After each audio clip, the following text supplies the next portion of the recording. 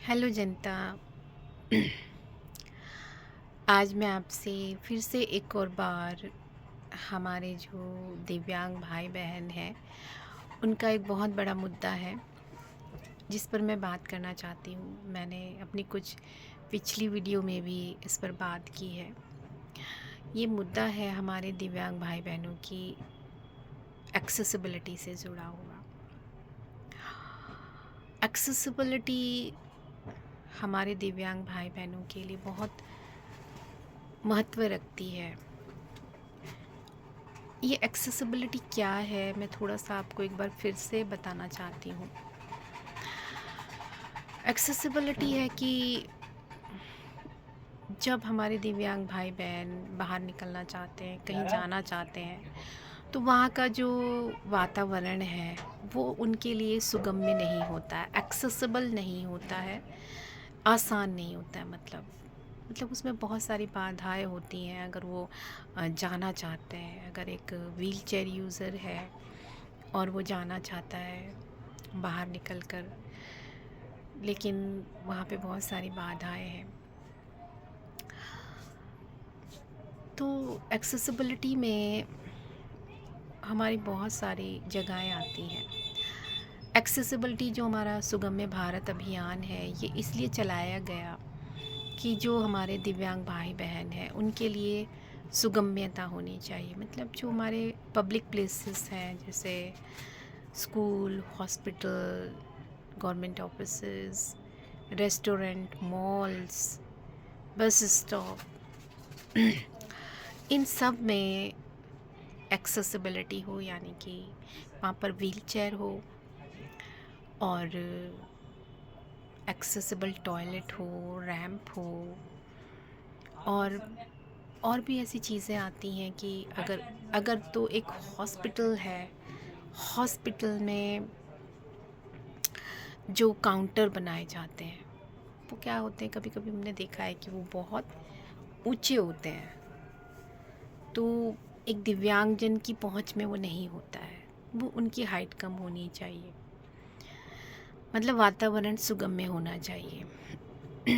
अगर एक बच्चे को डिसेबिलिटी हो जाती है, वो दिव्यांग है, तो अगर वो पढ़ना चाहता है लेकिन वातावरण ऐसा नहीं है स्कूल का कि वो वहाँ पर पढ़ पाए, ना वहाँ अगर रैंप है, व्हीलचेयर नहीं है, एक्सेसिबल टॉयलेट नहीं है, यहाँ तक कि अगर वहाँ पे स्पेशल एजुकेटर नहीं है जो उन बच्चों को ज़्यादा अच्छे से पढ़ा सकते हैं, तो भी एक समस्या है। जो हमारे स्कूल में स्पेशल एजुकेटर हैं होने चाहिए, वो भी एक्सेसिबिलिटी में आते हैं ना। तो ये सारी एक्सेसिबिलिटी अगर नहीं होगी तो एक जो हमारे दिव्यांग बच्चे हैं वो कैसे पढ़ पाएंगे? शिक्षा तो उनकी पहुंच में होगी ही नहीं। और अगर वो समाज में निकल कर किसी तरह जाते हैं तो समाज में भी यही है, बाहर रैंप नहीं बने हुए हैं, है ना, एक्सेसिबिलिटी नहीं है। और जब हम बात करते हैं हमारे जो बड़े हैं दिव्यांग भाई बहन, वो चाहते हैं कि वो रोज़गार करें या वो जॉब करें, और वो कहीं जाकर रोज़गार कर रहे हैं या करना चाहते हैं या जॉब करना चाहते हैं, लेकिन अगर बाहर ऑफिसेज़ में भी एक्सेसिबिलिटी नहीं होगी तो फिर वहाँ भी उनके लिए परेशानी है ना। तो ऑफिसेज़ में भी एक्सेसिबिलिटी होनी चाहिए। वहाँ ऑफिस में ये होना चाहिए कि उन लोगों के लिए वहाँ का जो ऑफिस बना है, अगर वो व्हीलचेयर यूज़ करते हैं तो वो आराम से ऑफिस में आना जाना कर सके। एक्सेसिबल टॉयलेट भी होना चाहिए। तो वो उनके रोज़गार से भी जुड़ा है। एक्सेसिबिलिटी में ट्रैवल भी आता है। अगर बसेस में हमारी बसेस हैं जो लेके जाती हैं, अगर वो एक्सेसिबल होंगी तो एक दिव्यांगजन आराम से बाहर आना जाना कर सकता है ना। जैसे कि गवर्नमेंट के द्वारा ये पात्रता रखी गई है कि अगर एक दिव्यांगजन है और वो इलेक्ट्रिक व्हील चेयर या फिर इलेक्ट्रिक ट्राईसाइकिल लेना चाहता है तो उसको 80% डिसेबिलिटी होनी चाहिए।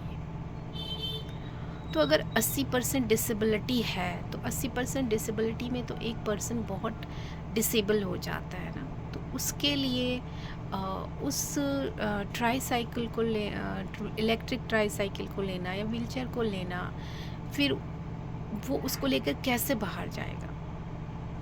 तो मतलब एक दिव्यांग अगर वो पैरों से चल नहीं पा रहा है, उसके हाथ ठीक है उसका, और वो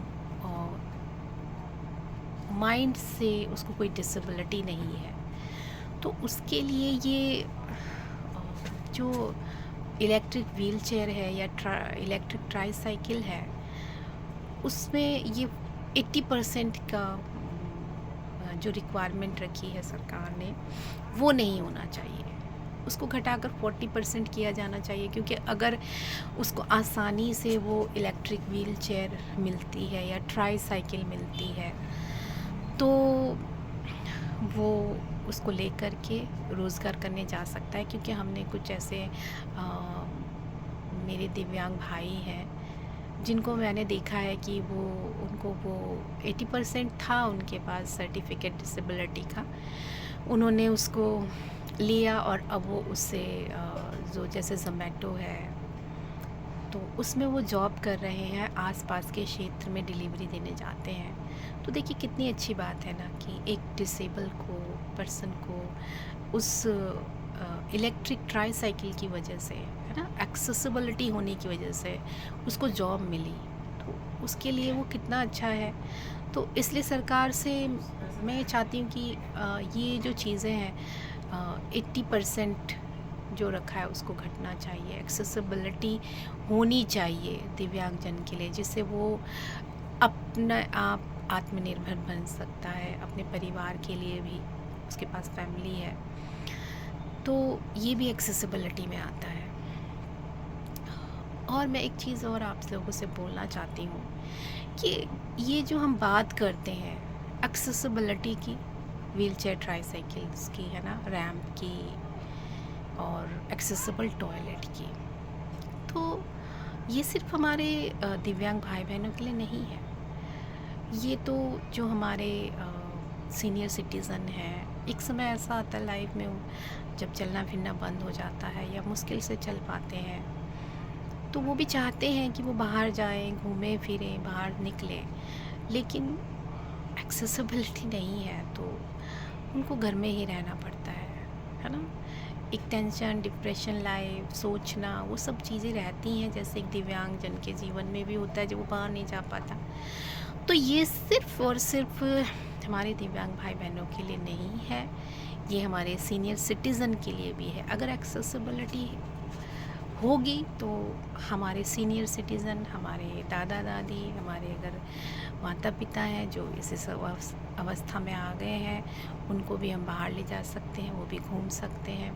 उन्होंने सारी जीवन भर अपनी फैमिली की देखभाल की है, उनकी भी बारी है कि अब उस बुढ़ापे में या उस स्टेज, उस अवस्था में उनको भी आराम मिले, वो भी बाहर निकले, सुकून से रहें, खुश रहें ना। सो ये उनके लिए भी है एक्सेसिबिलिटी।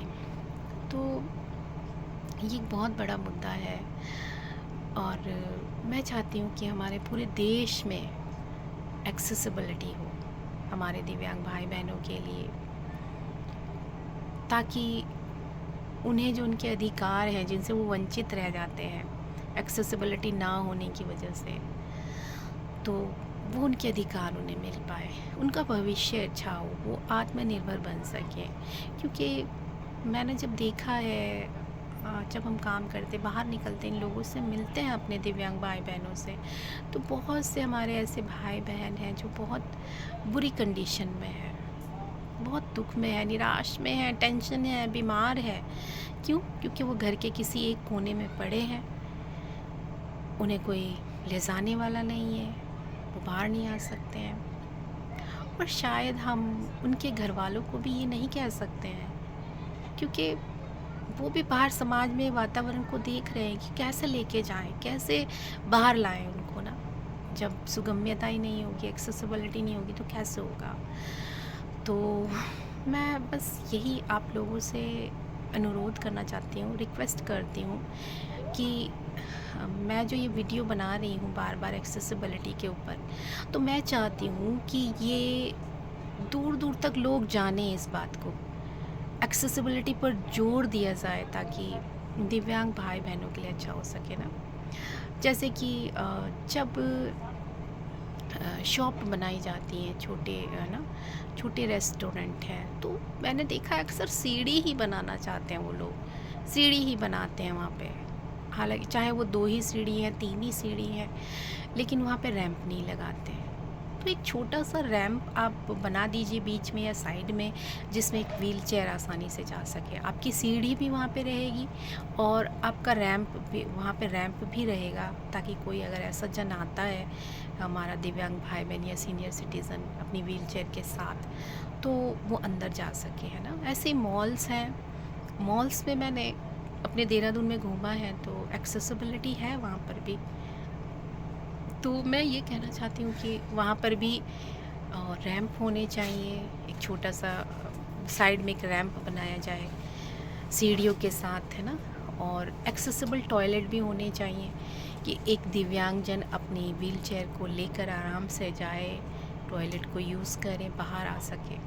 बहुत सी जगह मैंने ऐसे टॉयलेट देखे हैं कि एक्सेसिबल तो है लेकिन प्राइवेसी नहीं है, क्योंकि अगर हम अपनी व्हील चेयर लेके जा रहे हैं, वो इतने बड़े नहीं हैं, तो दरवाज़ा आधा ही बंद होता है, तो कोई प्राइवेसी नहीं है। तो जब एक्सेसिबल टॉयलेट बनाने की बारी आती है, तो मैं ये एक सजेशन देना चाहती हूँ, जो भी अपनी बिल्डिंग्स को बना रहे हैं पब्लिक प्लेसेस में, चाहे वो मॉल है, रेस्टोरेंट है या कोई भी बिल्डिंग्स हैं, तो वो कुछ सजेशन दिव्यांग लोगों से भी लें कि भाई किस तरीके से हम उन्हें बनाएं या क्या आसान है उनके लिए ना।